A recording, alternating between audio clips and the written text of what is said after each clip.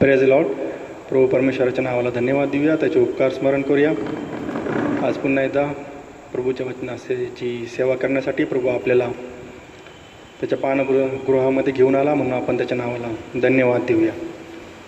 आज आपण ज्या शास्त्र भागावर प्रकाश टाकणार आहोत, तो शास्त्र भाग म्हणण्यापेक्षा ज्या व्यक्ती व रेखेवर आपण बोलणार आहोत तो म्हणजे योग. योबाविषयी आपण सर्वांनी ऐकलेलं आहे.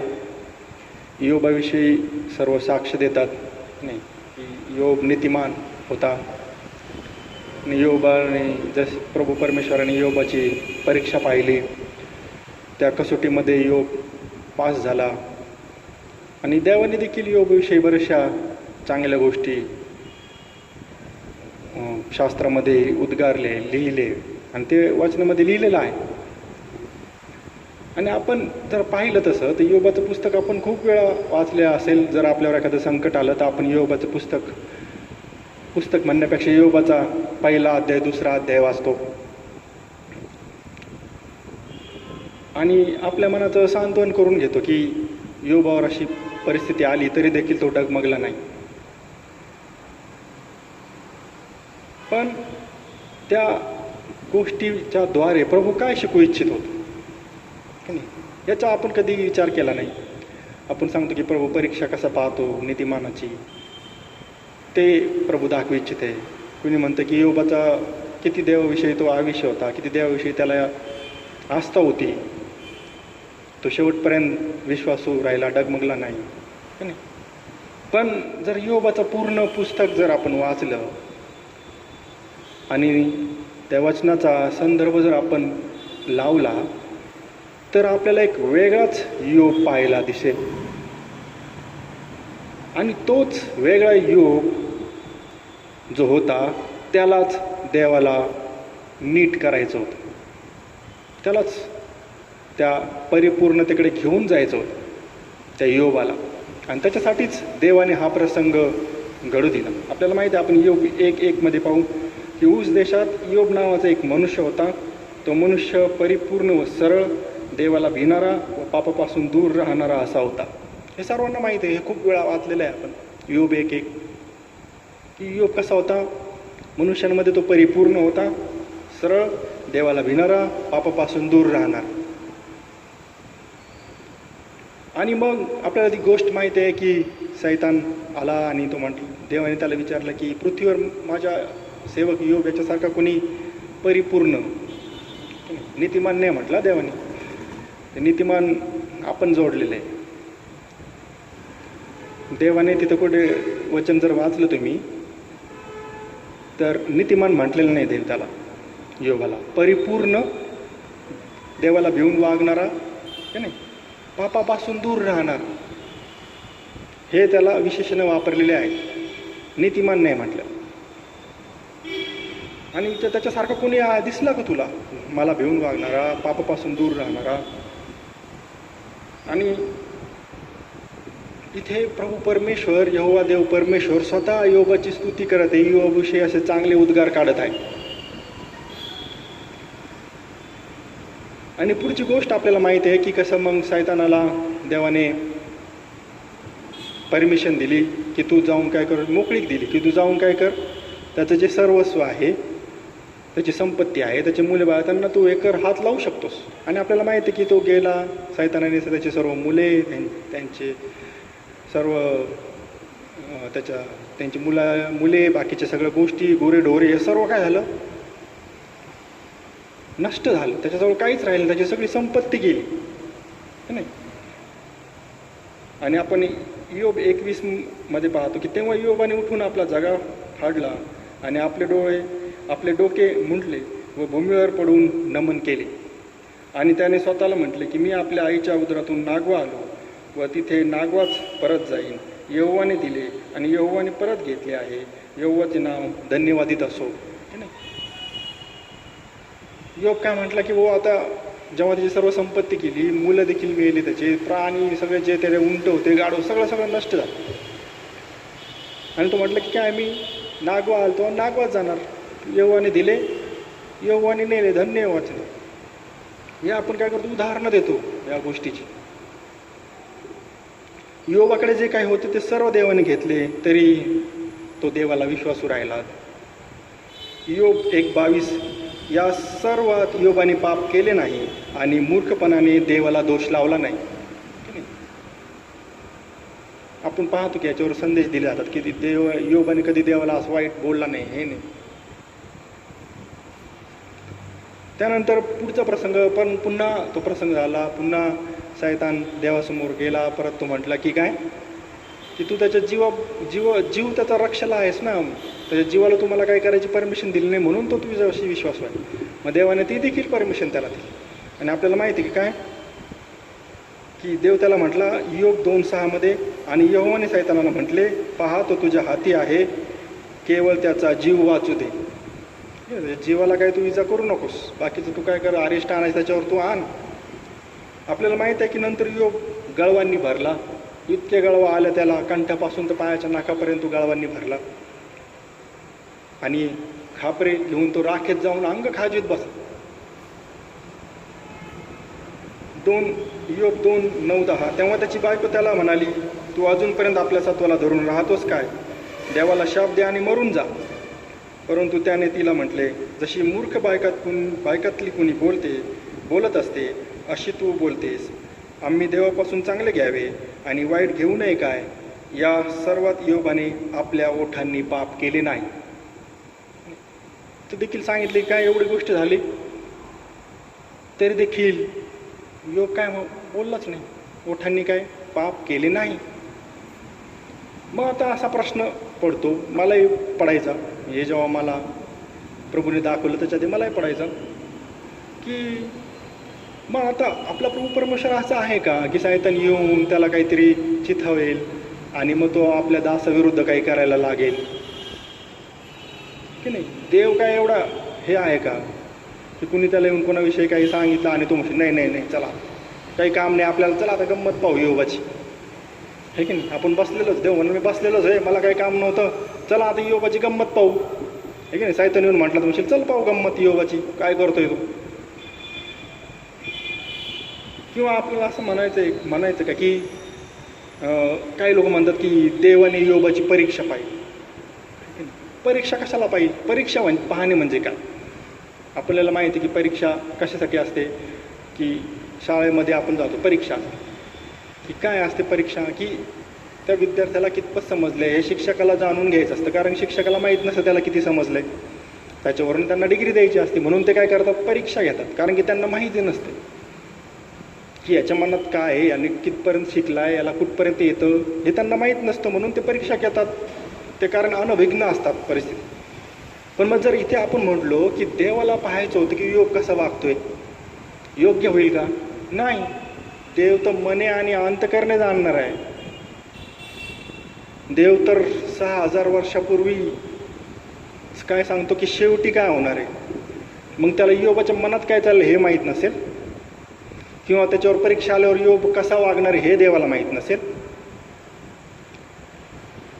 असं कसं शक्य आहे. देवाला सर्व माहिती आहे की ही परीक्षा याच्यावर मी टाकल्यावर हा कसा वागतो हे देवाला ठाम निश्चितपणे माहीत आहे. इथे देवाचा तो उद्देश नव्हता की त्याची परीक्षा घ्यावी आणि मग काय, तसं नाही. देवाला सर्व गोष्टी माहीत आहेत. कोणाच्या अंतःकरणात काय चाललं हे प्रभू जाणतो. कोणत्या परिस्थितीमध्ये कोणता व्यक्ती कसा वागेल हे देखील प्रभूला माहिती आहे. मग का प्रभूने असं केलं, योबाविषयी का प्रभूने असा निर्णय घेतला. कारण की आपण जर पाहिलं आणि हे परीक्षा आपल्या डोक्यात कुठं घातलं आहे, हे बायबलमध्येच. जर तुम्ही बायबल सोसायटीचं भाषांतरमध्ये पाहिलं की ते पहिल्या अध्यायावरतीच लिहिलेलं हेडिंगमध्ये काय, योबाची धार्मिकतेची कसोटी म्हणजे परीक्षा. पंडित रामाबाईच्या याच्यात पाहिलं पहिल्या अध्यायाच्या 13व्या वचनाच्या वरती पुढे लिहिली योबाची परीक्षा. मग हे जे हेडिंग आपल्याला काय करतात, संभ्रमात टाकतात. वास्तविक पाहता वाचनामध्ये कुठं असं म्हटलं नाही की प्रभू असं म्हटलं नाही साहेब आपण योबाची परीक्षा पाहू, म्हटलंय काय, नाही म्हटला. मग हे शब्द कुठून आले, ज्या लोकांनी भाषांतर केलं त्यांच्या मनानेच टाकले हेडिंगला. मग ते हेडिंग काय करतात, आपल्याला चुकीचं, आपल्या डोक्यामध्ये चुकीचा पूर्वग्रह करतात की परीक्षा परीक्षा. मग जर आपण तसं म्हणतो की प्रभूला जर परीक्षा म्हणजे जर होऊच शकत नाही, कारण प्रभूला सर्व गोष्टी माहीत आहेत, त्याच्या मनामध्ये काय चाललं हे देखील प्रभूला माहीत आहे. तर मग प्रभूने योबाच्या बाबतीत असं का केलं? इथे सर्वात महत्त्वाची गोष्ट म्हणजे योबाला देवाला काहीतरी शिकवायचं होतं. देव योबाला काहीतरी शिकवू इच्छित होता की ज्याच्यामध्ये तो उन्हा होता. ही सगळी प्रसंग देवाने का आणलं की त्याला योबाला ज्या त्याच्यामध्ये चूक होती ती करेक्ट करायची होती, सुधारायला लावायचं होतं योबाला. तुम्ही म्हणा आता काय बाबा सांगायला लागले, योबाच्या पुस्तकात असं कुठंच म्हटलं नाही. म्हटलंय पण ते आपण वाचलं नाही. आपण फक्त पहिला अध्याय, दुसरा अध्याय आणि वाचलं तर कसं वाचलं मला नाही माहिती. जर व्यवस्थित वाचलं तर कळालं असतं की गोष्ट नेमकी काय झाली, आहे की नाही. आपण म्हणतो योबाने देवाला दोष लावला नाही, योबाने देवाला दोष लावला आणि तेच त्याचं काय झालं, त्याच्या ठाई उणीव असं गणण्यात आलं. आणि तेच उणीव प्रभूला काय करायची होती, दूर करायची होती. काय करू पाहत होता योग? आपण फिलिप्पे 3:9 पाहूया. आणि नियमशास्त्राच्या द्वारे जे स्वतः न्यायपण ते नसलेला, पण जे स्वतः ख्रिस्तावरच्या विश्वासाद्वारे मिळते, जे न्यायपण देवापासून विश्वासाच्या द्वारे आहे ते असलेल्यामध्ये मी सापडावे. इथं काय सांगते की नियमशास्त्राच्या द्वारे जे स्वतःचे न्यायपण काय करत होता योग, त्या स्वतःच्या न्यायपणाच्या द्वारे देवाशी वाद घालत होता. तुम्ही कुठे की नाही, आपण जर पाहिलं याच्यामध्ये पाहिलं योग 1:22 मध्ये या सर्वात योग 1:22 मी वाचतो, या सर्वात योबाने पाप केले नाही आणि मूर्खपणाने देवाला दोष लावला नाही. इथं काय सांगितलंय, या सर्वात योबाने पाप केलं नाही. कारण की काय होतं, सगळी संपत्ती होती. त्याला वाटलं की बाबा ठीक आहे, माझ्या मुलांकडून काहीतरी चूक घडली असेल, मला माहीत नाही, माझ्या पाठीमागं देवाने त्यांना शिक्षा केली, संपत्ती केली, त्याच्याद्वारे ठीक आहे जाऊ द्या, इथपर्यंत ठीक होतं, त्याला काही वाईट वाटलं नाही. पण जेव्हा त्याच्या दुसऱ्या वेळेस काय झालं की त्याच्या स्वतःवरती परीक्षा आली, तो गळवांनी भरला, राखेत बसला, त्याला त्रास होऊ लागला, तेव्हा वचन काय सांगते, योबाचं 2 अध्याय 6 वचन काय सांगते. आणि योबाचा 2 अध्याय याचा 6व्या वचनामध्ये म्हणतो की तू त्याच्या जीवाला काय कर, वाचू दे, बाकी तुला काय करायचं ते कर. मग त्या सैतानीने काय केलं, त्याच्यावर काय आणलं, आरिष्ट आणलं, त्याच्यावर ते गळवा त्याला झालं, फोड आले त्याच्या अंगावर. आणि मग 9 आणि 10 वचन मी वाचतो.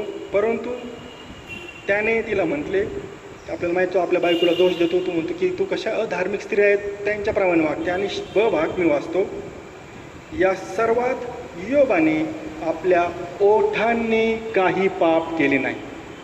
इथे शब्द काय आलाय, तोंडाने तो बोलला काय की देवाने काय केलं, देवाकडून फक्त सुखच घ्यावं, काय दुःख घेऊ नये, काय तो काय बोलला, फक्त ओठांनी.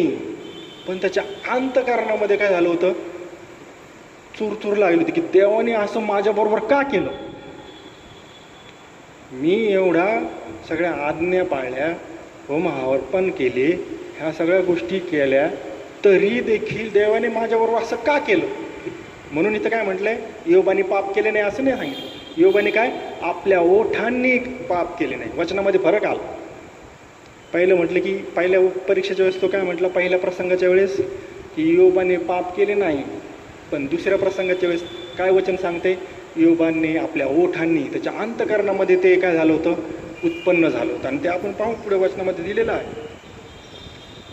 आणि इथेच हीच गोष्ट प्रभू त्याला शिकवू इच्छित होता की स्वतःचं जे धार्मिकता आहे, स्वतःचे जे न्यायपण आहे, स्वतःच्या कृत्यांनी प्राप्त होणारं जे न्यायपण आहे, त्याच्याद्वारे योग इथं देवाशी वादविवाद करू इच्छित होता. कारण आपल्याला माहीत आहे की योग काय करायचा की त्याचे मुलं जमली की तो मोठ्या पहाटेस उठून काय करायचा, त्याच्या प्रत्येक मुलांच्या संख्येएवढे होम अर्पण करायचा, अर्पण करायचा, बळी द्यायचा, हे सगळं तो करायचा. आणि तो स्वतःला एकदम काय धार्मिक असा समजत होता. आणि जर पहिल्या वेळेस पाहिलं तर आपल्याला दिसतं की काही नाही, पण दुसऱ्या प्रसंगाच्या नंतर योबाच्या मनामध्ये देवाविषयी शंका निर्माण झाली की देव असा विपरीत न्याय कसा करू शकतो. आणि आपण त्या वचनाकडे जाऊया. त्याच्यामध्ये आपण शक्यतो पण एवढं कष्ट घेत नसेल, पण 32व्या वचनापर्यंत कोण एवढं मन लावून एकाग्रता, 32व्या अध्यायापर्यंत कोण एवढं एकाग्रतेने वाचेल, आहे की नाही. आपल्यामध्ये नसती तेवढी पेशन्स. पण जर तुम्ही एकाग्रतेने वाचलं असतं तर 32व्या अध्यायाच्या पहिल्या वचनामध्ये म्हणतो की मग त्या तिघांनी योबाला उत्तर देण्याचे सोडले, कारण तो आपल्या स्वतःच्याच दृष्टीने न्यायी होता. ते तिघं त्याचे मित्र काय करत होते, त्याला उत्तर देण्याचा प्रयत्न करत होते की तू असं आहे, तू तसं आहे. वास्तविक पाहता ते तिघं देखील काय होते, चुकीचेच होते. काय होते ते चुकीचेच होते. कारण की ते योबाला काय म्हणत होते, तू काय आहेस, दुष्ट आहेस, म्हणून देवाने तुझ्यावर काय आणले, हे अरिष्ट आणलेले. ते असंही योबाला सांगू इच्छित. पण वास्तविक पाहता ते देखील चुकीचे होते. आपल्याला माहिती शेवटल्या 42 अध्यायामध्ये देवाने त्यांना देखील ताडण केलं. कारण की देव स्वतः सांगतोय की योग दुष्ट नव्हता, योग कसा होता, परिपूर्ण होता, देवाला भिवून वागणारा होता आणि त्याच्या आज्ञात चालणारा होता, असं देव खुद्द सांगतो. आणि त्याचे मित्र काय म्हणतो, तू दुष्ट आहेस म्हणून तुझ्यावर अरिष्ट आला, असं ते म्हणत होते. त्यांचं मत चुकीचं होतं. पण तिथे एक वचन आहे, काय आहे की कारण तो आपल्या स्वतःच्या दृष्टीने न्यायी होता. तो स्वतःच्या दृष्टीमध्ये स्वतःला काय समजत होता, न्यायी समजत होता. आणि इथे एक गोष्ट लक्षात घ्या की ज्या तिघांच्या मित्रांच्या दृष्टी होता म्हणून त्याच्यावर हे अरिष्ट आलं, हे ते जे म्हणतात की नाही, ते तसं नाही. आपण शेवटी जर 42व्या अध्याय वचनामध्ये पाहिलं तर परमेश्वर त्या तिघांना देखील काय करते, दोष लावते. आणि नंतर तो योग त्यांच्यासाठी प्रार्थना करते. ह्या सर्व गोष्टी आपल्याला माहिती आहेत. मग आपण जाऊया की देव काय बोललं, आहे की नाही. म्हणजे देव काय बोलला, त्याच्या आधी योग देवाला काय बोलला, की त्याच्या मनामधली जी खतखत होती की त्याने देवाला कशी बोलून दाखवली. योग याचा 30वा अध्याय आणि 19वा वचन. देवाने मला चिखलात टाकले आहे आणि धूळ व राख यासारखा मी झालो आहे. त्याने त्याच्या मनातली काय खतखत बाहेर काढायला लागली की देवाने काय केलं, मला चिखलात टाकलेलं आहे, मी धूळ राख यासारखा झालो आहे. मी तुला आळुळी मारितो परंतु तू मला उत्तर करीत नाहीस. मी उभा राहतो पण तू माझ्याकडे टकामका पाहतोस. योग देवाला काय करू लागला, दोष देऊ लागले की तू माझ्या आरोळीकडे काय करत नाही आहेस, लक्ष देत नाही आहेस. मी रडत आहे तुझ्या नावाने, आरोळी करत आहे, तू काय करत नाही आहेस, नुसता माझ्याकडं टकमक बघत आहेस, काहीही करत नाहीस. दुसऱ्या शब्दात म्हणायचं की मी तुला मदतीसाठी आरोळी मारली तरी तू मला काय देत नाही आहेस, उत्तर देत नाही आहेस. 21वा वचन. तू माझ्याविषयी क्रूर झाला आहेस, आपल्या हाताच्या बलाने तू मला छळीत आहेस. योग म्हणतोय, योग काय म्हणतोय की तू माझ्याविषयी कसा झालास, क्रूर झाला आहेस आणि तू काय करत आहे, आपल्या हातच्या बलाने मला छळीत आहेस. 25वा वचन. संकटात सापडलेल्यासाठी मी रडत नसे काय. तो म्हणतो की तू असं काय केलंस, माझ्या आरोळीकडे का लक्ष देत नाही आहेस, माझ्यावर तू का माझ्याशी क्रूरतेने वागत आहेस. पुढे तो म्हणतो की संकटात जे सापडले होते त्यांच्यासाठी मी रडत नव्हतो का, दारिद्र्याकरिता माझा जीव खिन्न झाला नाही काय. तो म्हणतो की मी तू जे नियम सांगितले होते की गरिबांना मदत करा, संकटात असलेला मदत करा, हे कधी मी केलं नाही का. तो म्हणतो हे सर्व कृत्य मी केलेत, दान धर्म केलाय, लोकांशी चांगलं वागलोय. 26वा वचन. मी कुशलाची वाट पाहिली तेव्हा अरिष्ट आले आणि प्रकाशाची आशा धरली तेव्हा काळोख आला. आता हे सगळं करीत असताना, एवढं सगळं तू सांगितलेल्या गोष्टी करत असताना मी काय केलं, चांगले होण्याची अपेक्षा केली पण माझं काय झालं, वाईटच झालं. आणि मी प्रकाशाची अपेक्षा केली तेव्हा काय झालं, मला काळोखच मिळालं. असं योग काय करत आहे, देवाला दोष लावून म्हणत आहे की तू काय केलेलं आहेस, विपरीत न्याय केलेला आहेस, तू माझ्यावर हे अरिष्ट येऊ द्यायला नव्हतं पाहिजेस, असं योग देवाला म्हणत आहे या गोष्टीतून. इथे योबाला असं वाटू लागलं की देव कसा आहे, न्यायी नाही देव. देवाने काय केलंय, न्याय नाही केला व्यवस्थित. त्याला वाटत होतं की मी काय स्वतः कसा आहे, नीतिमान आहे. योबाला वाटत, देव म्हटलं ना तू नीतिमान, पण त्याला वाटत होतं की मी काय नीतिमान. कशाच्या आधारावर, कारण की तो नियमशास्त्र ज्या गोष्टी आहेत, आज्ञा आहे, तो पाळत आला होता. त्याचा 31 अध्यायाचं 3रं वचन, अन्यायीला नाश व दुष्कर्म करणाऱ्यांना भयंकर दशा प्राप्त होत नाही काय. तो म्हणतो की ही जी माझी अवस्था झाली ती कोणाला प्राप्त होते, अन्यायाला. पण आज ती कोणाला प्राप्त झाली, मला. असं का. तू कोणाला प्रश्न विचारते, खुद्द यहोवा परमेश्वराला यो प्रश्न विचारत आहे. आणि 31 अध्यायाचं 4थं वचन, तो माझे मार्ग पाहत नाही काय, माझी सर्व पावले तो गणित नाही काय. की तुला माझे मार्ग काय माहीत नाही काय, माझी पाऊल तुला ठाऊक नाही काय, मी कसा वागलो, कसा चाललो, कोणत्या मार्गाने चाललो, हे देवा तुला ठाऊक नाही काय. मी जर खोटाळपणाने वर्तलो असेल, तर कपट करायला जर माझ्या पायाने तोरा केली असेल, तर देवाने माझे परिपूर्ण जाणावे म्हणून मला न्यायाच्या तागडीने तोलावे. तू देवाला म्हणते, बघ जर मी कपटाने वागलो असेल, खोटरडेपणाने वागलो असेल, तर तू काय कर, मला तुझ्या त्या न्यायाच्या तागडीत तोल. मी जर असं काही केलं असेल तर सांग. आणि इथे तो स्वतःच्याच दृष्टीने धार्मिक होऊ पाहत होता. त्याने जी कृत्य केली त्याद्वारे तो नीतिमान ठरू इच्छित होता. मग आपण 38व्या अध्यायाच्या 1ल्या वचनामध्ये पाहू, जेव्हा मग ह्या सर्व गोष्टी तो बोलत गेला आणि मग 38व्या वचनाच्या 1ल्या अध्यायापासून देवाने योबाला उत्तर देण्यास सुरुवात केली. 38:1, मग यहोवा वावटळीतून उत्तर देऊन म्हणाला, जो ज्ञानशून्य शब्दांनी बोधावर अंधार पाडतो तो हा कोण आहे.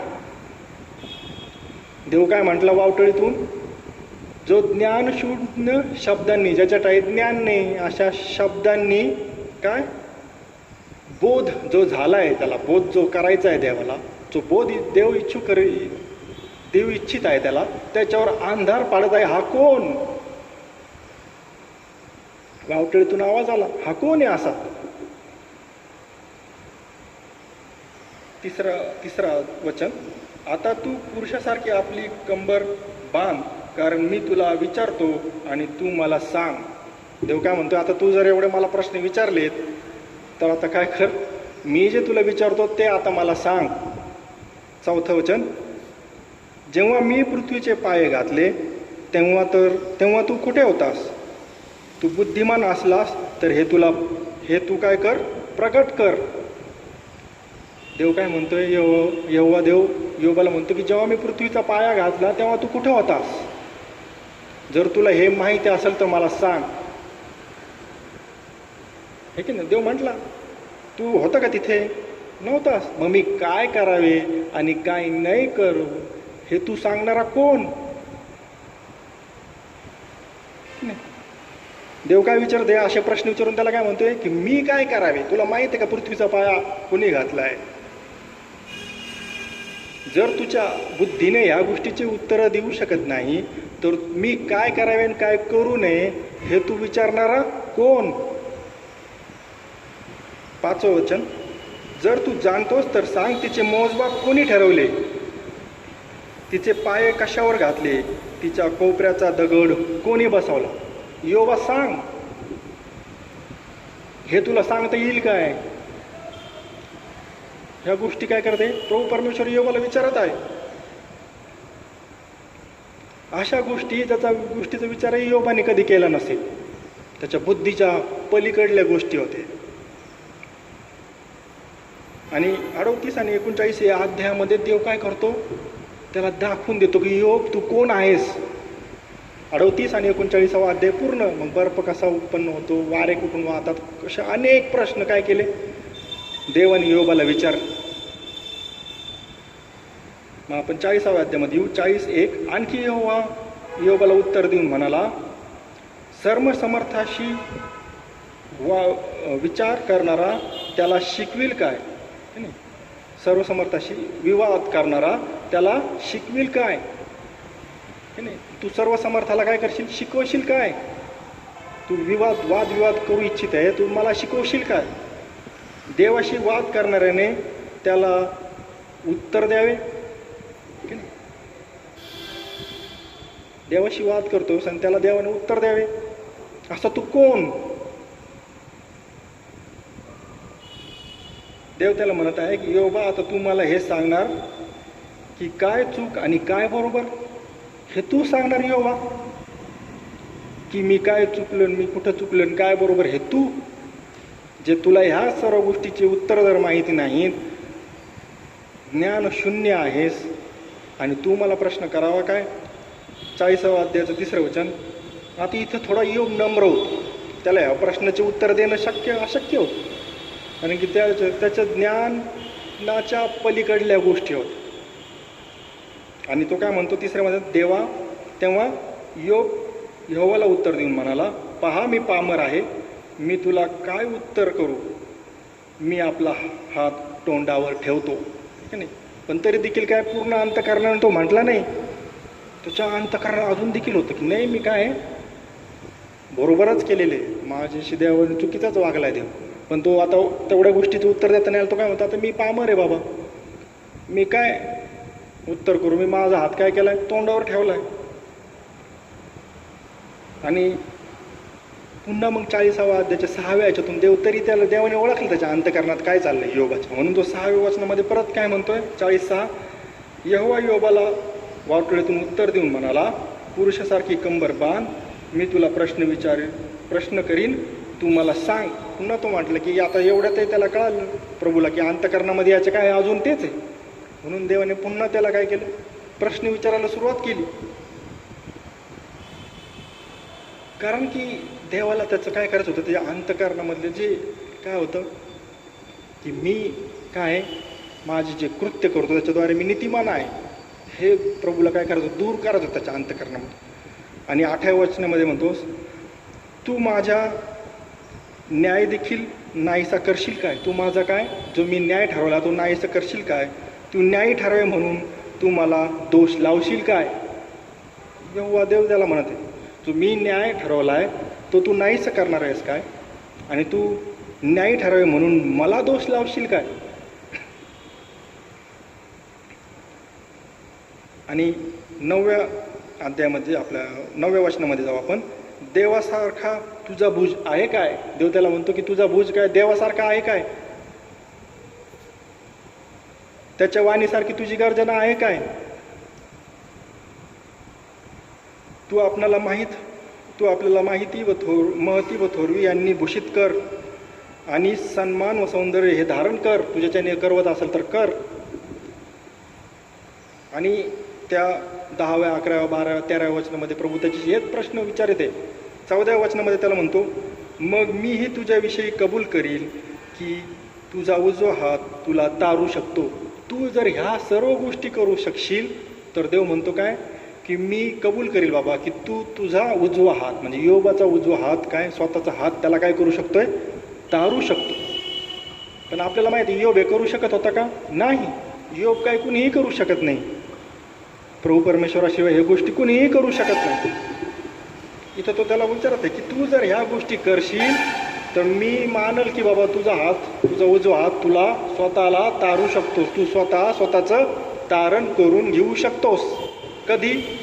9 ते 13 वचनात जे लिहिलंय ते करशील तर.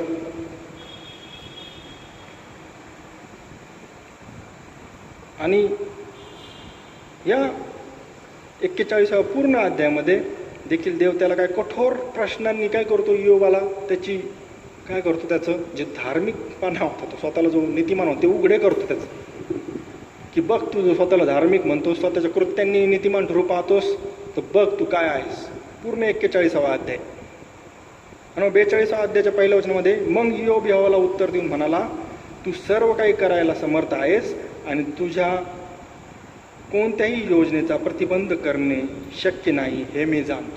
इथं त्याला कळालं की काय आहे, आता आपलं काय चुकलेलं आहे आणि ह्या ज्या गोष्टी प्रभू सांगत आहे त्याच्या कोणत्याही योजनेचं, ज्यांनी योजना आखली की नाही त्याचा प्रतिबंध करणं काय मनुष्याच्याने शक्य नाही. तिसरं वचन, हा जो ज्ञानशून्य शब्दांनी मसलत गुप्त ठेवतो तो कोण आहे?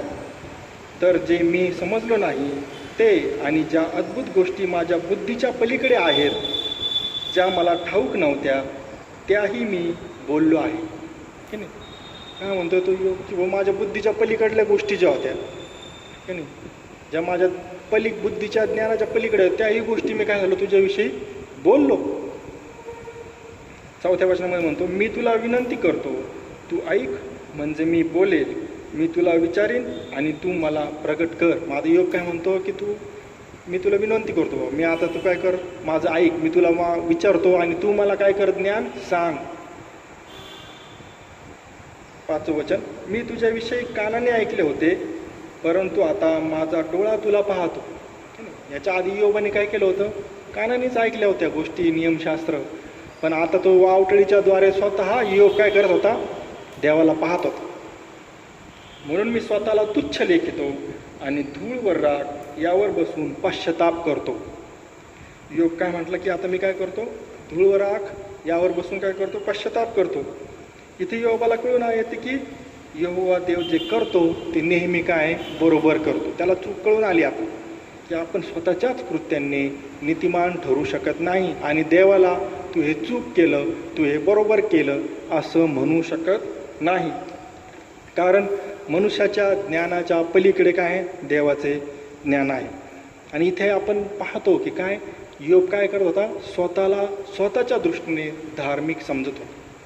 आणि त्याच्यावर आलेली जी परीक्षा आहे त्याला असं वाटत होतं की काय झालं आहे, माझ्यावर अन्याय झाला आहे. मी नीतिमान असताना देखील काय केले, प्रभूनेही माझ्यावर काय केले, हे प्रसंग आणले. आणि प्रकटीकरण याचा 14वा अध्याय आणि 12व्या वचनामध्ये म्हणतो, जे देवाच्या आज्ञा व येशूचा विश्वास पाळतात त्या पवित्रांची सहनशीलता येथे आहे. इथे दोन गोष्टी सांगितल्यात, काय की देवाची आज्ञा आणि काय प्रभू येशूवरचा विश्वास. ह्या दोन गोष्टी महत्त्वाच्या आहेत. म्हणजे काय, नियमशास्त्र जे नियम प्रभूने लावले ते तर आहेतच, पण त्याचबरोबर आपल्याला काय करायचं आहे? प्रभू येशू ख्रिस्तावरचा विश्वास हा फार महत्त्वाचा आहे. अब्राहमाचं नीतिमत्व काय गणण्यात आलं? त्याने देवावर विश्वास ठेवला. त्याच्या कृत्याने नीतिमान ठरला का तो? नाही. त्याने जे काय केलं, देवावर विश्वास ठेवला. त्या विश्वासाच्या द्वारे काय झाला तो नीतिमान गणण्यात आला अब्राहम. आणि इथे योग काय करत होता? त्याने जे केलेली कृत्य आहेत त्या कृत्यांच्या द्वारेच काय तो स्वतःला नीतिमान समजत होता, धार्मिक समजत होता. आणि देवाने जे केले त्याच्याबरोबर ते चूक केले असं समजून तो देवाला काय प्रश्न विचारत होता, वाद करू इच्छित होता देवाबरोबर. इफिस 2:8 सांगता आपल्याला, कारण कृपेनेच विश्वासाच्या द्वारे तारलेले आहात आणि हे तुम्हापासून नाही तर देवापासून आहे. तर हे देवाचे ज्ञान काय आहे? दान आहे. ही जी आपल्याला काय मिळते? तारण मिळते किंवा आपल्याला जे नीतिमत्व मिळते ते कशाच्या स्वरूपात मिळते? दानाच्या स्वरूपात, की नाही? आपल्याला शास्त्राचं काय सांगतं? नीतिमान कुणी नाही, एक देखील नाही. मग ते नसल्यामुळे नीतिमत्व कोणाचं मिळणार आहे आपल्याला? येशू ख्रिस्ताचं. हे मागं सांगितलं, आपण येशू ख्रिस्ताला परिधान करतो म्हणजे काय? त्याचे नीतिमत्व परिधान करतो. तर ते नीतिमत्व आपलं नसून कोणाचं आहे? येशू ख्रिस्ताचं आहे. ते कशाच्या मोबदल्यात मिळतं? येशू ख्रिस्तावर विश्वास ठेवल्यानंतर. स्वतःच्याच कृत्यांनी कुणी नीतिमान ठरू शकत नाही. हीच गोष्ट शास्त्री आणि पुरुषांना देव सांगत होता. कारण की ते देखील तसंच होतं की तो म्हटलं की तुम्ही जर शास्त्र जाणत असता तर माझा विरोध केलाच नसता. योबाचा एवढा मोठा अध्याय त्यांच्यासाठी काय होता? उदाहरण म्हणून होता. अध्याय म्हणण्यापेक्षा पुस्तक, योबाचं एवढं मोठं पुस्तक त्यांच्यासाठी काय होतं? उदाहरण म्हणून होतं की योग स्वतःच्याच कृत्यांनी कसा नीतिमान ठरू पाहत होता, देवाला दोष लावू पाहत होता, पण देवाने त्याला कसं काय केलं? त्याच्या कृत्यांनी नाही तर त्याच्या आत्म्यामध्ये त्याला काय केलं? उंचावलं आणि त्याला शिकवलं की काय? कृत्यांनी नाही तर देवावरच्या विश्वासाच्या द्वारे मनुष्य काय होतो? धार्मिक किंवा नीतिमान ठरत असतो. मग रोम 3:31 सांगतं आपल्याला, तर मग आम्ही विश्वासाने नियमशास्त्राला निरर्थक करतो काय? मग आपण असं काय विश्वासाच्याद्वारे आपण नियमशास्त्र निरर्थक करतो का? नाही. वचन काय सांगतं आपल्याला? असे न हो, तर आम्ही नियमशास्त्र स्थापतो. विश्वासाच्याद्वारे आपण नियमशास्त्र काय निरर्थक करीत नाही, तर विश्वासाच्याद्वारे काय करतो आपण? नियमशास्त्र स्थापतो. असं काय सांगते शास्त्र, वचन सांगते. आणि जेव्हा योग नम्र झाला, त्याला या गोष्टी समजल्या, त्यानंतर देवाने आणखी त्याला आशीर्वाद दिले. जेव्हा त्याने आपलं अंतःकरण नम्र केलं आणि त्याला कळालं की नाही बाबा, मी स्वतःच्याच कृत्याने नीतिमान नाही ठरू शकत, मला देवावर विश्वास ठेवायला. प्रभूने त्याला आत्म्यामध्ये काय केलं? त्या गोष्टी शिकवल्या. त्याच्यासाठी एवढी मोठा प्रसंग घडून आणला. आणि त्यानंतर आपण पाहतो की 42 अध्यायाच्या 12 वचनामध्ये योब आणि योबाची शेवटली स्थिती त्याच्या पहिल्या स्थितीपेक्षा अधिक आशीर्वादित केली. 16 वचन, यानंतर योब 140 वर्ष वाचला आणि त्याने आपले मुलगे व आपल्या मुलांचे मुलगे 4 पिढ्यांपर्यंत पाहिले. देवाने त्याला नंतर आशीर्वाद दिला अजून. तेव्हा त्याला चूक कळून आल्यानंतर देवाने योबाला आणखी आशीर्वाद दिला. 4 पिढ्यांपर्यंत त्याने काय पाहिलं? त्यांची मुलांची मुले त्यांनी पाहिली. आणि त्यानंतर योग कसा आत्म्यामध्ये चालला, नियमशास्त्राप्रमाणे नाही चालला. तो कशामध्ये चालला? आत्म्यामध्ये काय झालं? योग चालला. म्हणून त्याने काय केलं? एवढे 4 पिढ्यापर्यंत या सगळ्या गोष्टी पाहिल्या. आणि हीच गोष्ट आपल्याला इथे लक्षात घ्यायची आहे की आपण स्वतःच्या कृत्यांनी नीतिमान ठरू शकत नाही. हीच गोष्ट इस्रायलासाठी देखील होती. इस्रायलासाठी देखील प्रभू येशू ख्रिस्तही तेच सांगत होता, प्रेषितही तेच सांगत होते. ज्यांना समजलं त्यांनी काय केलं? प्रभू येशू ख्रिस्तावर विश्वास ठेवला. नियमशास्त्र त्यांनी तर काय केलं? पाळतच आहे, पण त्यांनी काय केलं? प्रभू येशू ख्रिस्तावर देखील विश्वास ठेवला आणि काय करून घेतलं? ते नीतिमत्व प्राप्त करून घेतलं की जे नीतिमत्व नियमशास्त्राच्याद्वारे त्यांना मिळणं अशक्य होतं. कोणालाही मिळणं अशक्य आहे, कारण की आपण काय आहोत? मनुष्य आहोत. आपण तेवढं पाळूच शकत नाही. आपल्या कृत्यांनी आपण नीतिमान ठरूच शकत नाही. तर आपल्याला जर नीतिमान ठरायचं असेल तर आपल्याला काय करावं लागेल? प्रभू येशू ख्रिस्तावर विश्वास ठेवावा लागेल आणि त्याचं नीतिमत्व काय करावं लागेल? परिधान करावं लागेल. तर ही जी गोष्ट प्रभूने आपल्यासाठी ठेवली ती इस्रायलासाठी देखील बोध म्हणून ठेवली आणि आपल्यासाठी देखील काय आहे? बोध रूपामध्ये प्रभू परमेश्वराने ठेवलेले आहे. तर प्रभू करो हे वचन समजणारं मन आणि अंतःकरण तो आपल्या सर्वांना देऊ. Praise the Lord. आमेन.